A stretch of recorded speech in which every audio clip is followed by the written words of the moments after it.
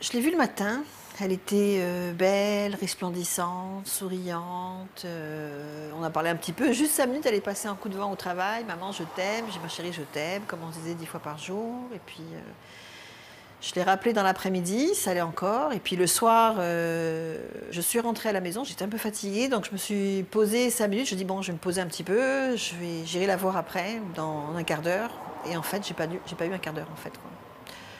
Pendant que je, je me reposais. En fait, elle est montée dans sa chambre et elle s'est pendue.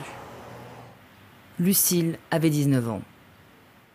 On n'arrive pas à réaliser, en fait. Mais le contre-coup, quand il arrive vraiment très fort. Pour moi, c'était comme un tsunami, comme une vague vraiment énorme, une douleur intolérable, une douleur atroce. Et j'avais vraiment l'impression d'avoir une hache plantée dans la poitrine.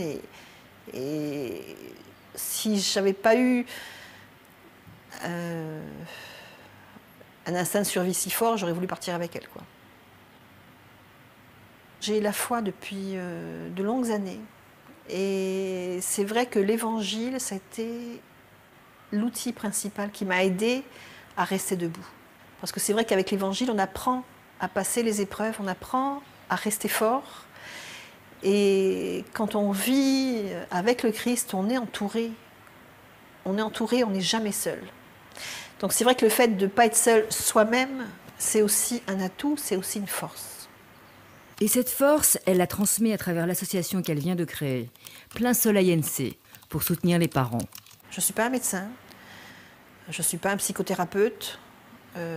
Tout ce que j'ai pour moi, c'est mon vécu et mon expérience. Donc je souhaite apporter tout mon soutien à des parents qui ont vécu ce deuil du suicide. Parce que le deuil du suicide est pire que les autres deuils. Dans le sens où, quand on perd un enfant par suicide, on a le sentiment de culpabilité qui peut venir s'ajouter et rendre notre douleur encore plus atroce, quoi, et empêcher le phénomène de deuil. Son autre mission, prévenir le suicide chez les jeunes et leur redonner espoir. Parce que le suicide ne doit pas rester tabou. Il ne faut pas renoncer. Il ne faut pas renoncer à la vie, quoi. C'est trop triste, c'est trop dur de voir des jeunes qui sont si jeunes, si intelligents, brillants, aimés, et qui ont un mal de vivre qui leur paraît insurmontable et qui n'arrivent pas à se projeter dans l'avenir. Donc je voudrais essayer de leur dire que ce qui se passe aujourd'hui, ce n'est pas forcément ce qui se passera demain. Il faut vraiment garder espoir. Même quand on souffre aujourd'hui, demain on peut être heureux. Voilà, ça c'est mon message principal, et pour les enfants et pour les parents.